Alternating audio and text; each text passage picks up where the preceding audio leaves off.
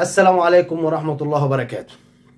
طبعا مجلس إدارة النادي الأهلي المفروض دلوقتي ياخد قرار ضد إيهاب الكومي عضو مجلس اتحاد الكرة اللي طلع امبارح وقال على قناة صدى البلد إن الأهلي جمد برونو صافيو وهيمشيه في آخر الموسم.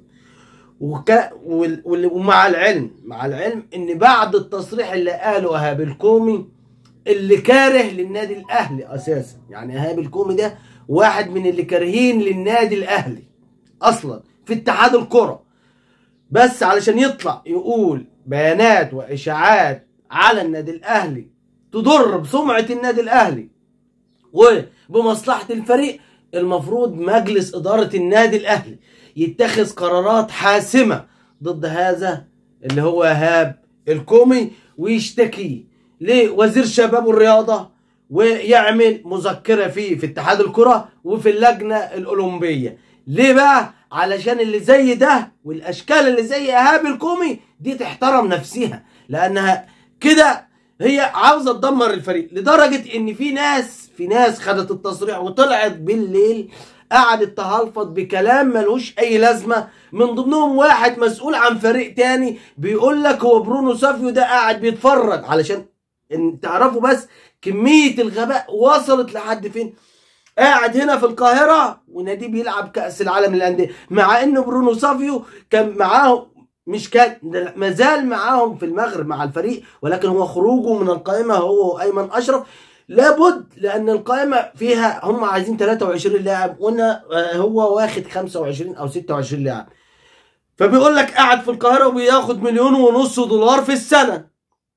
طب ما انت عندك لعيبه من اول الموسم ما لمستهاش غير في مباراه فيوتشر نزل 3 دقايق فقط لا غير وبياخد ملايين، وشوبها في عقد امام عاشور اللي هو احسن لاعب موجود في الزمالك. شوبها وسرقه عينك في عقد امام عاشور اللي هو احسن لاعب كان موجود في الزمالك حاليا في نادي الزمالك.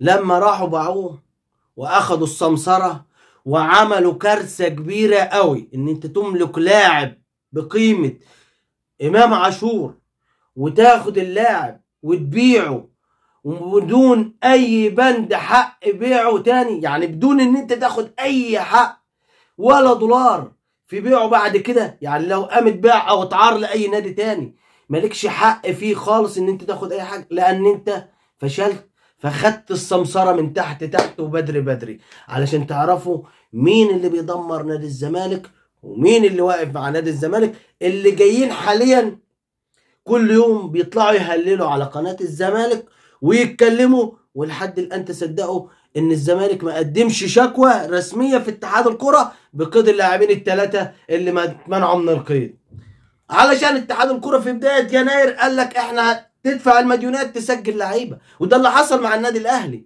دفعوا النادي الاهلي 20 مليون جنيه علشان يأيدوا اللعيبه اللي جت، اللي هو القندوسي ومروان عطيه وخالد عبد الفتاح، دول هم اللي اتأيدوا بجد. اللي هو بيقول لك النادي الاهلي ما جابش صفقات، امال اللي كنت طالع تبكي ليه على القندوسي. والطريق الى مباراة القرن ان شاء الله، والتوفيق وكل التوفيق باذن الله للنادي الاهلي في المباراة القادمة ان شاء الله.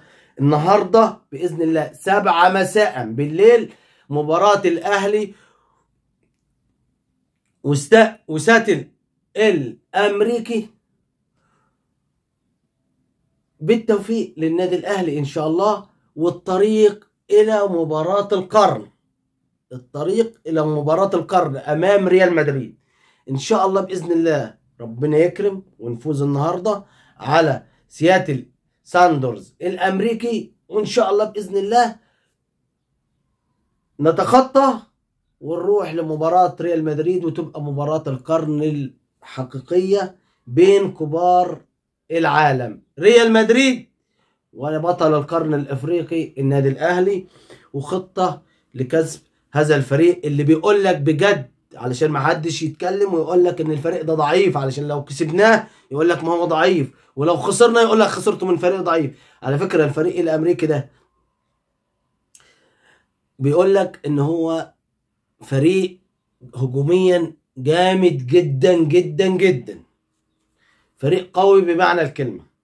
وخلي بالك ان محمد الشناوي بعد توفيق من ربنا ان شاء الله باذن الله النهارده، باذن الله الليله ربنا يكرمه ويحافظ على نظافه شباكه، رقم عالمي جديد لمحمد الشناوي يلحق بحسين الشحات، اللي هو هيبقى الحارس الوحيد في بطوله كاس العالم للانديه اللي حافظ على نظافه شباكه في 5 مباريات. فده ان شاء الله باذن الله رقم جديد للشناوي، وكل التوفيق ان شاء الله النهارده بالليل او الليله بالليل الساعه 7 مساء بتوقيت القاهره مباراه الاهلي في بطولة كأس العالم للأندية، والتوفيق بإذن الله حليف النادي الأهلي، وإن شاء الله بإذن الله ربنا يكرم وكل ما هو جديد للنادي الأهلي وخير وصالح بإذن الله. وفي الختام ما تنسوش الاشتراك في القناة ولايك على الفيديو، والسلام عليكم ورحمة الله.